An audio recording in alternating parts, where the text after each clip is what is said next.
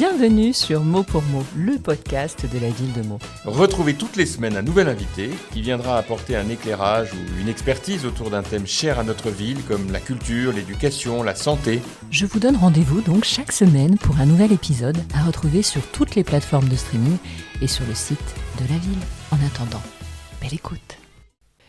Pour ce 7e épisode, nous sommes allés à la rencontre des acteurs de la transition écologique dans le cadre d'un colloque sur l'hydrogène.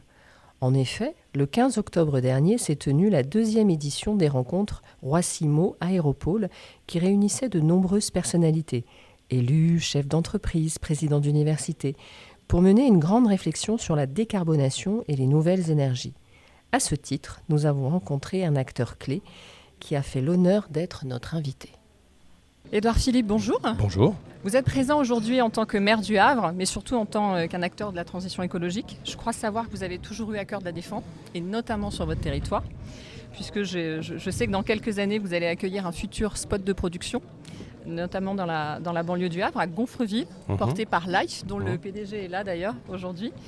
Pourquoi c'était important pour vous d'être ici aujourd'hui, de participer à cette réflexion commune sur l'hydrogène et de rencontrer évidemment d'autres acteurs de cette transition ? Et quelle idée inspirante avez-vous pu glaner ? Alors pour plein de raisons, je tenais à être ici. La première étant pas la moins importante, c'est que c'est Jean-François Copé qui me l'a demandé et que j'ai pour lui beaucoup d'affection et surtout beaucoup d'estime. Et que quand il me demande quelque chose, je peux le faire, je n'hésite pas. Donc je suis d'abord là pour lui. La deuxième raison, c'est que le thème de sa manifestation correspond à une question que je me pose souvent et que la façon dont il l'a abordée ici, en insistant notamment sur les complémentarités du port jusqu'à l'aéroport, me paraît essentiel. La puissance d'un pays dépend souvent de ses infrastructures et la capacité à concilier et à rendre complémentaires des infrastructures portuaires et aéroportuaires est extrêmement important pour le tissu économique et pour le rayonnement.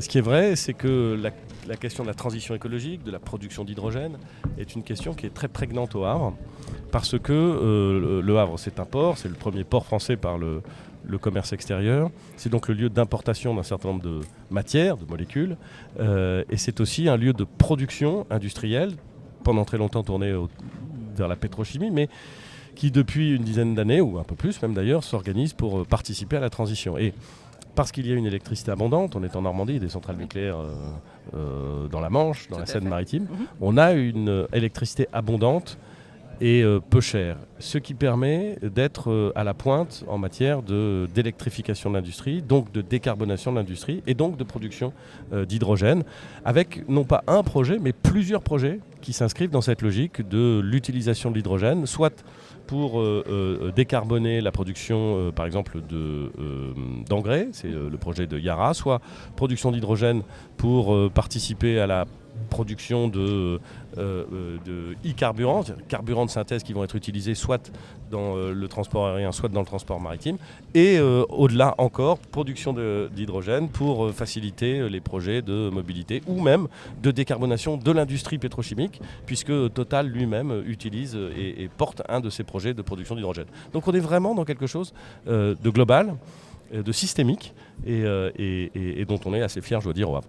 Alors justement, vous êtes président de la communauté urbaine Havre-Seine Métropole, mais aussi président de l'entente Axe-Seine. Alors pour ceux qui l'ignorent, c'est un groupement de collectivités rassemblées justement pour réfléchir à des coopérations assez concrètes en faveur justement de ces nouvelles énergies dans une perspective d'intérêt général. Et vous avez organisé cette année des rencontres justement dont la thématique portait sur la décarbonation et la transition écologique. Où est-ce qu'on en est pour vous aujourd'hui dans ces efforts de décarbonation ?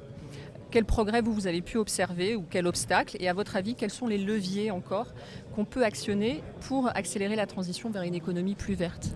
L'entente Axe-Seine, vous avez raison de souligner, parce que c'est pas très connu, et c'est pas grave que ce soit pas très connu, mais c'est vachement intéressant. C'est l'idée que les intercommunalités, qui sont les lieux de... je ne sais pas ici que je vais dire ça, c'est des interlocuteurs. On a eu le même réflexe. Penser que l'intercommunalité n'a pas simplement le rôle d'organiser la vie sur un territoire, mais peut se projeter dans l'avenir. Ouais. Et nous avons rassemblé toutes les intercommunalités qui longent la Seine, depuis la mer jusqu'à l'amont de Paris. Et cette réunion d'intercommunalités, elle essaie de réfléchir au développement de ce qu'on appelle l'axe Seine. Qu'est-ce que c'est que l'axe Seine ? Comment est-ce qu'on peut développer le logement, la qualité de vie, l'industrie, la transition écologique autour de cette rue, d'une certaine façon, qu'est la Seine. C'est un exercice assez passionnant. Alors vous me dites, est-ce qu'on y voit des progrès ?